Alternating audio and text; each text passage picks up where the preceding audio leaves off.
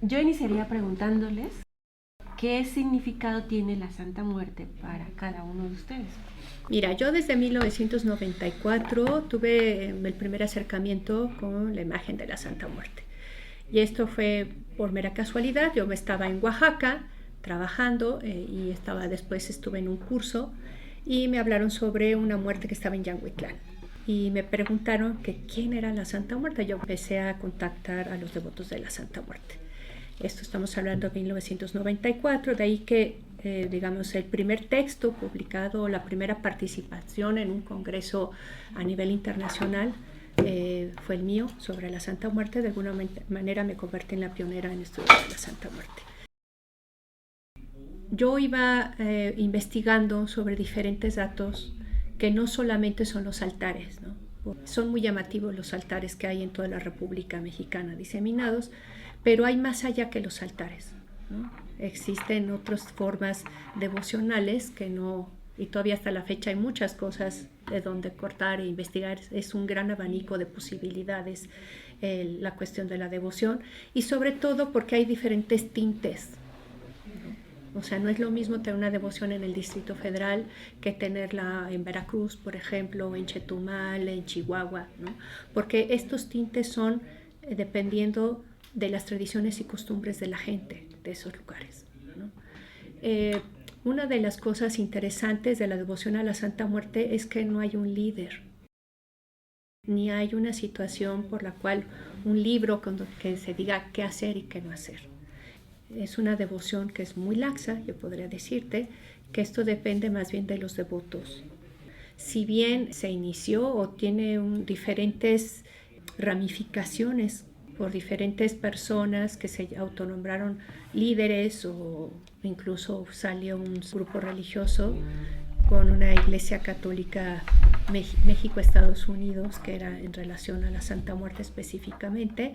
La devoción depende de cada quien. Incluso hay una forma de mezclas culturales, o podríamos decir una simbiosis religiosa, donde puedes creer en la Virgen de Guadalupe, en el Cristo, y además tener a tu Santa Muerte, o creer o tener estas creencias del nahualismo o culturas que se dice provienen de lo prehispánico y lo mezclan con la Santa Muerte. Hay quienes mezclan la santería con la imagen de la Santa Muerte, hay otros que creen en las hadas, los trolls, y ponen a la Santa Muerte. Entonces, esto depende más bien de las devociones personales y las necesidades también. Como decía, también la manera en ejercerle o agradecerle. Los altares mismos son distintos en diferentes regiones. No es lo mismo que, por ejemplo, tú trabajes o vivas en la Ciudad de México y que tengas ciertas mercancías o ciertas cosas que tienen que ver con tu trabajo y tú se las das. Por ejemplo, hay altares que están dedicados por la gente que vive en el campo. Entonces, ¿qué es lo que le das? Pues las cosas que tú cosechas y se las entregas. Hay quien solamente acude a lo que se utiliza en lo católico tradicional, ¿no? Con agua, su veladora, sus flores.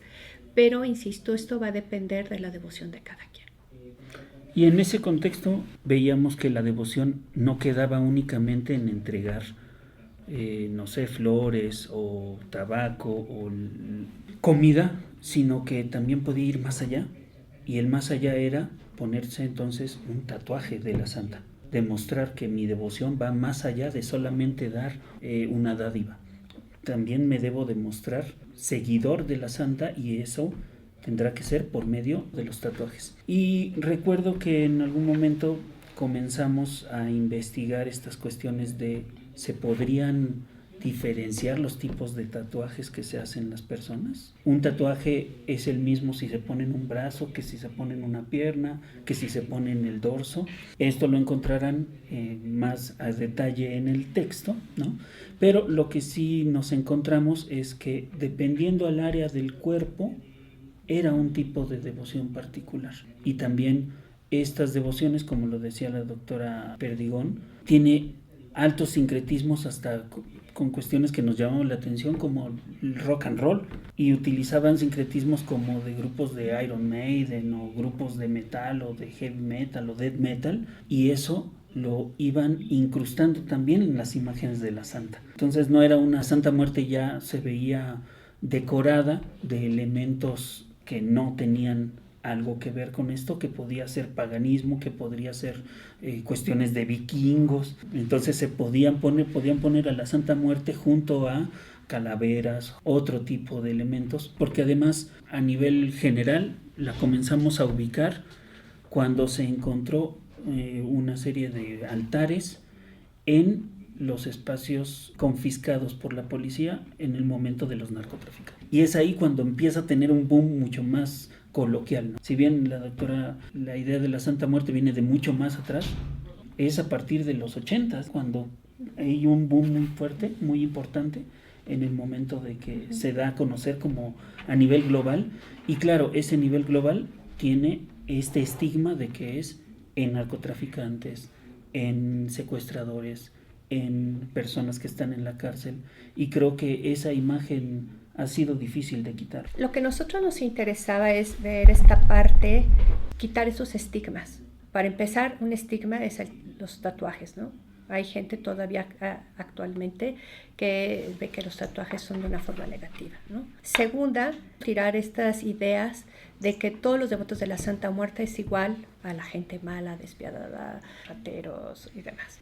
Que eso lo hablo también en este libro que saqué. Entonces, lo que queríamos ver en esta situación de estar investigando y viendo a las devociones de la Santa Muerte, decías, bueno, alguien ya regaló mariachis para la fiesta de tal altar, alguien le regaló el vestido para hacer la celebración, una chica se cortó el cabello para regalarle la peluca, pero pues el hecho de tatuarte el cuerpo es ser parte de darle a ella, ¿no? A esta deidad, una mayor fuerza, ¿no?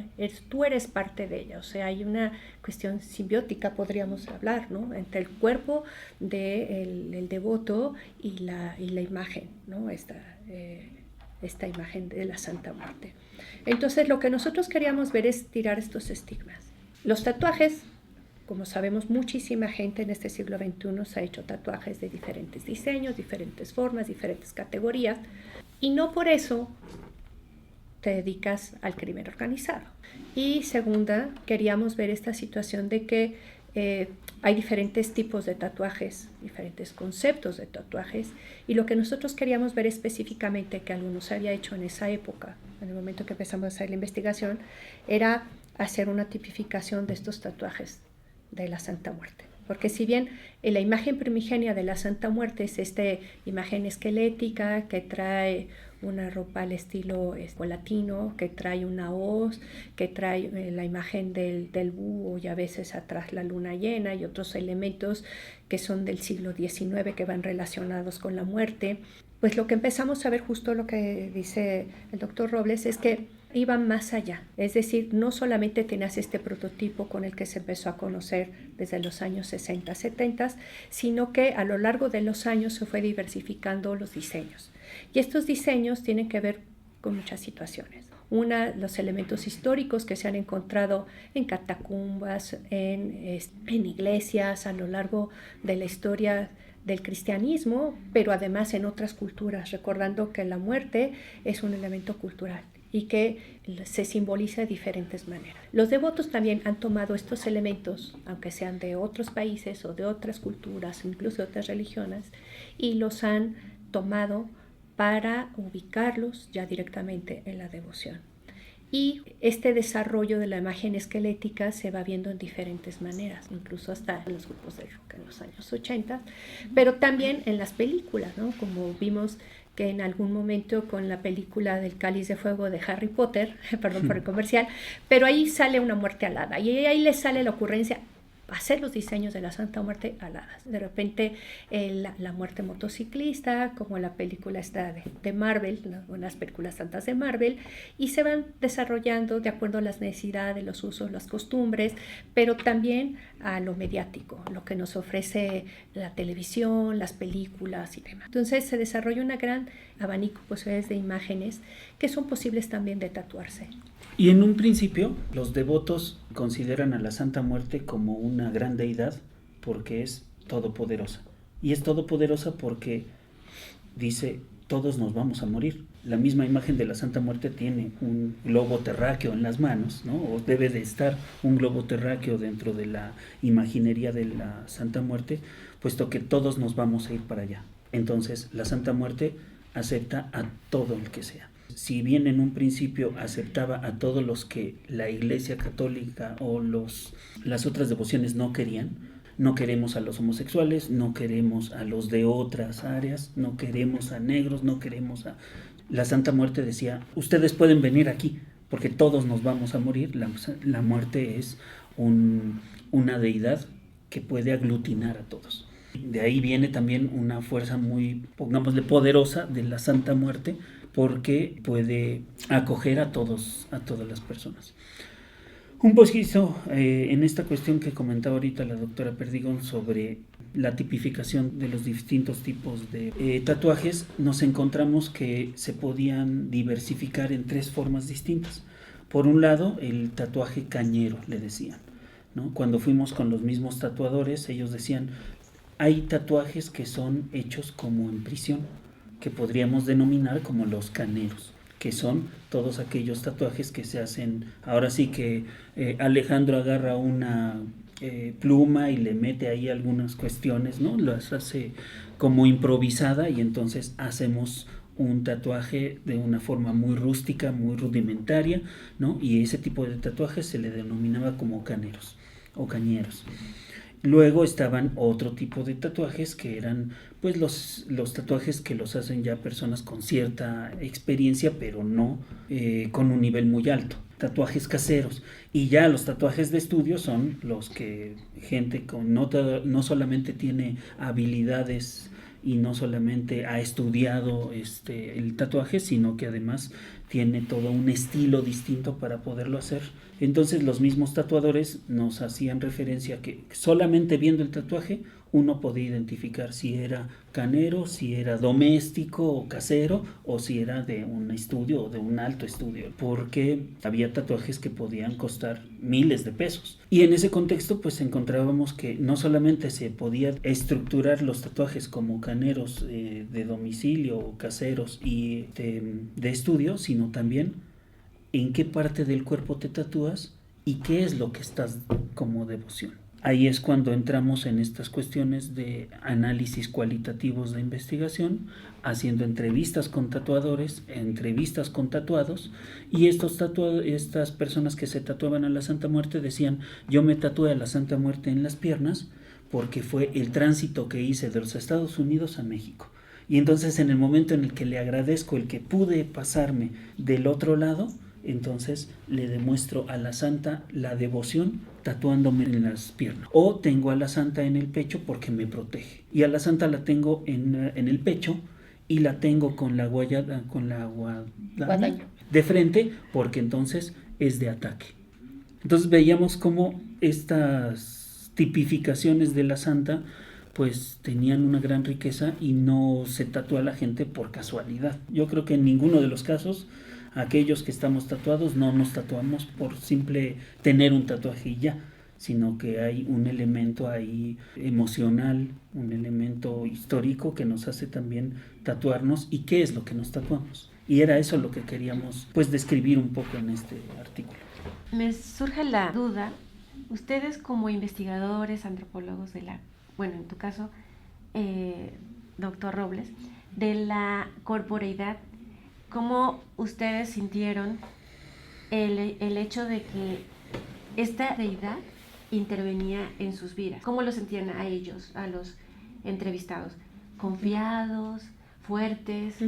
Ajá. ¿Qué sentimientos tenían con respecto a esa imagen en su cuerpo para poder desarrollar sus vidas? Pues ¿no? mira, la mayoría de los que nos dijeron es que la Santa nos ha dado tanto que no sabemos ya cómo agradecerles, entonces ofrecemos nuestro propio cuerpo, ofrecemos nuestro dolor, porque en el momento que nos tatúan pues duele, ¿no? Pero también es dar un testimonio a los demás, que son devotos y no devotos, de lo que nos ha pasado a nosotros, ¿no? Porque muchos de los tatuajes van en relación a un agradecimiento, a una dádiva o una petición. Esto es, hay un milagro o hay una petición que se celebró, es decir, remitiéndonos a los que se fueron a Estados Unidos, por ejemplo. Pude pasar y entonces esto me recuerda por todas las vicisitudes que pasé. Y aquí está la santa y me acompañó hasta que llegué al otro lado. Hay uno que habló sobre la protección de su familia, ¿no? Me lo grabé, no solamente la santa, sino los nombres de todos mis hijos, porque soy el papá de todos, el esposo, el encargado de este clan familiar, pero además yo los protejo y ella me protege a mí. Entonces es un te doy, tú me das, ¿no? Es una forma de identidad también con los otros. Y, ¿por qué no también una cuestión de presunción? Te presumes los diseños, te presumes lo que está a la moda, te presumes que tuviste la valentía de tatuarte a pesar del dolor.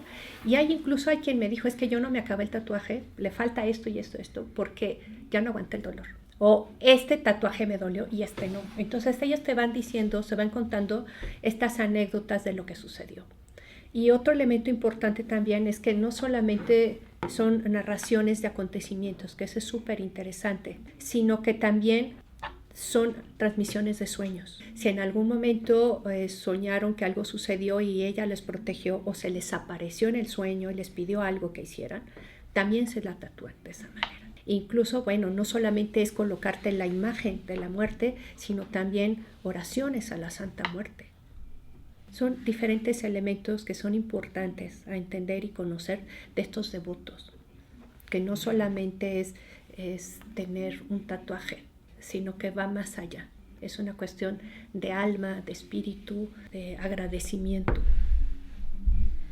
Y que en muchos casos también, tratando de disminuir estas ideas de los estigmas, nos encontramos que los tatuajes no se los hacían única y exclusivamente personas que hubiesen estado en la cárcel o que hubieran tenido alguna problemática judicial o demás, sino que nos encontrábamos con profesionistas, con maestros, licenciados, doctores que se dedicaban al hospital, que se dedicaban a la abogacía éticamente correcta. Nos llamaba mucho la atención porque pues el estigma de la santa es que solamente se dedican ciertas personas, o si tú tienes una devoción por la santa, entonces debes de estar por malos pasos. Nos encontramos que no, que esa es una visión estigmatizada precisamente de la santa, y ese también es un elemento que me parece importante de recalcar, que no es una deidad que se dedique única y exclusivamente o para hacer el mal o para cuidarte de algunas fechorías, sino que ya se ha diversificado tanto que no es necesariamente una deidad que se dedique a proteger a las personas que hacen daño. Se ha popularizado tanto que cualquier persona podría ser devota a la santa.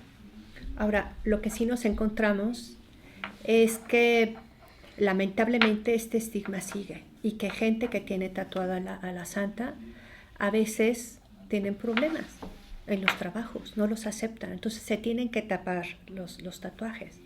Sabemos bien de un luchador, que no decimos el nombre porque bueno, nos pidió que no dijéramos nada, pero él tiene que luchar con un trapo aquí, porque cuando inició él a luchar en los años mediados o finales de los 90s, estaba vetadísimo. Entonces iba a tener problemas, y sobre todo que lo habían dirigido a que fuera más de las familias y de los niños, y era técnico. Él, para poder salir a luchar, pues tenía que taparse el tatuaje. Y hay gente que pues no los permiten trabajar si tienen un tatuaje de la Santa Muerte, entonces se lo tienen que tapar, se lo maquillan, cosas así, ¿no? Entonces, terrible, que también, ojo, los de derechos humanos tendrán que poner ahí una alerta. Pero bueno, eso sucede no nada más con los tatuajes de la Santa Muerte, sino con cualquier tatuaje, que aunque está de moda y muchos se los hacen, pues todavía en algunos lugares son mal vistos o no les dan trabajo simple y sencillamente si tienen un tatuaje. Y con respecto a la región, porque se ha visto mucho en México, no sé, tal vez nada más en la ciudad, no sé. ¿Por qué no nos platican un poco de esto, ¿no? ¿Dónde está la distribución geográfica, por decir algo, de los devotos de la Santa Muerte? Bueno, existen devotos de la Santa Muerte no solamente en México, sino ya se sabe que hay en Sudamérica, incluso en Europa, en Estados Unidos. Se ha diversificado mucho las devociones a la Santa Muerte, y también se han traslapado con otras devociones parecidas como son San la Muerte, que es de Sudamérica. La diferencia entre uno y otro es que es femenino aquí y allá es masculino. Y además de todo, bueno, hay mucho paso de migrante por aquí, entonces a veces no eres devoto de la Santa Muerte, te juntas con devotos y al final terminas siendo devoto de la Santa Muerte, te puedes pasar a Estados Unidos y luego te regresas a El Salvador y creas allá otros grupos. Entonces eso se ha diseminado muchísimo por diferentes regiones del mundo. En mi caso específico solamente hemos trabajado más el Distrito Federal, aunque tenemos conocimiento de las otras regiones a partir de estas entrevistas que hemos tenido con diferentes devotos.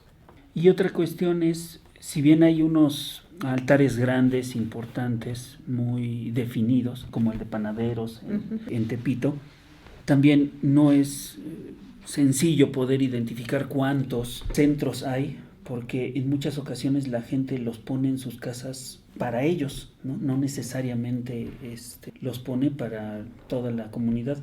En alguna ocasión trabajamos también con un tema que se le ocurrió a la doctora Perdigón sobre una serie de altares móviles, que son los que ponen luego en los micros o en los camioncitos y ponen ahí a su santa, o la tienen en un espacio dentro del auto. Y yo creo que la imagen de la santa no es una imagen que pase desapercibida y no es como ver a la Virgen de Guadalupe o no es como un Cristo. No sé, en este caso ha logrado ver algunos. Sí, claro. Hay gentes que han intentado hacer una cuantificación de los altares tan solo en el Distrito Federal, pero pues es que es dificilísimo. No solamente porque tienes altares en tu casa, sino también, por ejemplo, los policías a veces o la gente del aseo dentro de donde guardan toda su ropa y tienen sus pequeños altares, entonces nadie sabe. Pero además, así como aparecen altares en la calle, también desaparecen.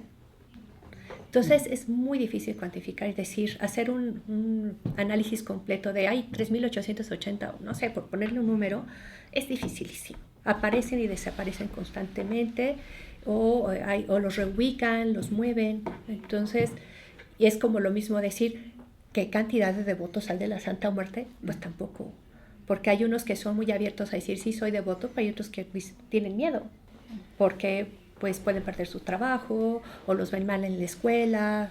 Hay familias completas, por supuesto, de devotos, abuelas, papás, hijos, nietos y así. Y sigue siendo muy estigmatizado. Ahorita estamos en enero 2025, apenas en diciembre del 24, los que estén escuchando ahorita el podcast podrán buscarlo. Hubo una noticia de que retiraron un altar a la Santa Muerte, o sea, hicieron como una especie de, en los momentos de las posadas, ¿no? Pusieron un altar y lo tuvieron que retirar precisamente porque a la gente les empezó a causar miedo, les causó pánico y dijeron se tiene que retirar, y retiraron el altar a la Santa Muerte. Búsquenlo aquellos que estén escuchando el podcast, creo que llamará mucho la atención porque sucede ahorita en 2024, o sea, si bien el artículo lo escribimos hace un par de años, este tipo de temas sigue siendo muy reciente. En cuanto hablabas de que no tienen líder, que es un culto que no tiene líder, ¿cómo ustedes creen o cómo resuelven esto los devotos? Porque me decías, van de El Salvador a otra parte. A ver, ¿cómo es que se llevan estas oraciones para continuar el culto? Mira, a lo largo de los años se han escrito y se han diseminado diferentes tipos de oraciones, ¿no? Desde las primeras que encontramos en los años 60, 70, que el doctor Navarrete escribió en su libro, ¿no? Y que lo podemos encontrar ahí, por ahí el otro libro que sacó Eduardo Matos en los años 80, si no mal lo recuerdo, también habla de ahí una oración.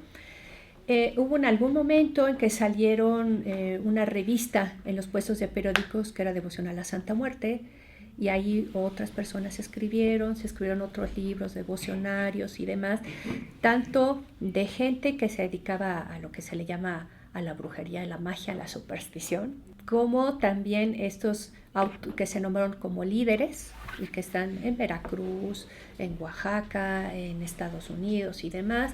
Están otras cosas que se realizaron por parte de esta iglesia que les decía yo de tradición en México, Estados Unidos, que lo que hizo fue una simbiosis entre los rezos católicos con esa devoción a la Santa Muerte.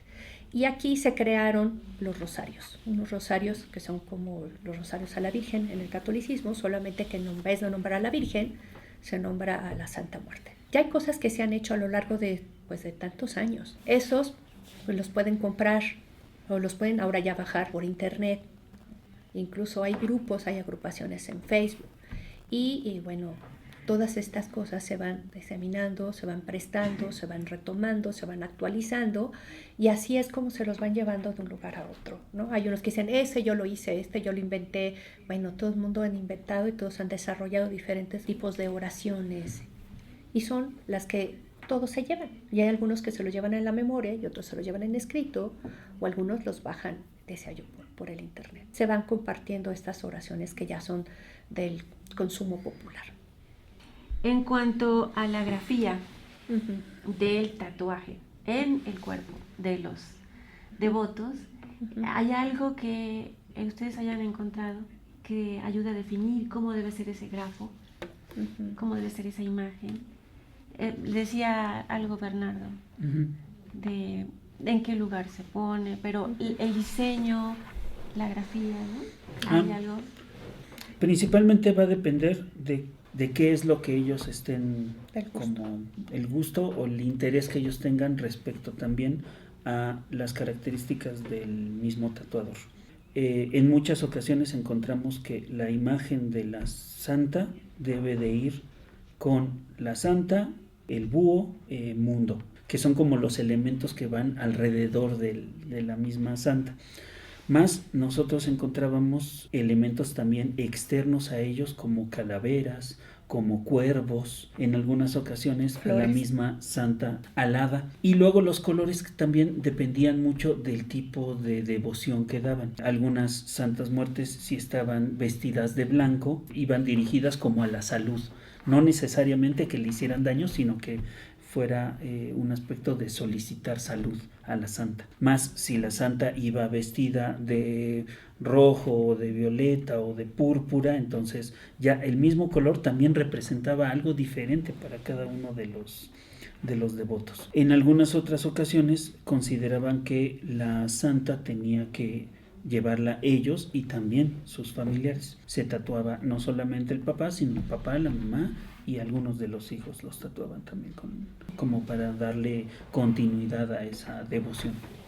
Sí, hay diferentes matices en los tatuajes, porque también observamos que hay unos tatuajes que tienden a ser más masculinos que femeninos. Por ejemplo, en el caso de las imágenes grandes en la espalda, es más difícil que se encuentren mujeres. Es más de hombres. Las mujeres es como más sutil, más pequeñas en ocasiones, que puede ser la cara completa o el cuerpo completo, pero en el caso de mujeres se da mucho más, por ejemplo, en el omóplato o en el brazo o a veces en la pierna, y es más difícil que lo tengan en pecho completo o en espalda completa. Los diseños van a depender del gusto del que va a prestar su cuerpo, ¿no? Es decir, vio un dibujo que le gustó por internet o el de tal escultura y ese es el que pide que se lo hagan.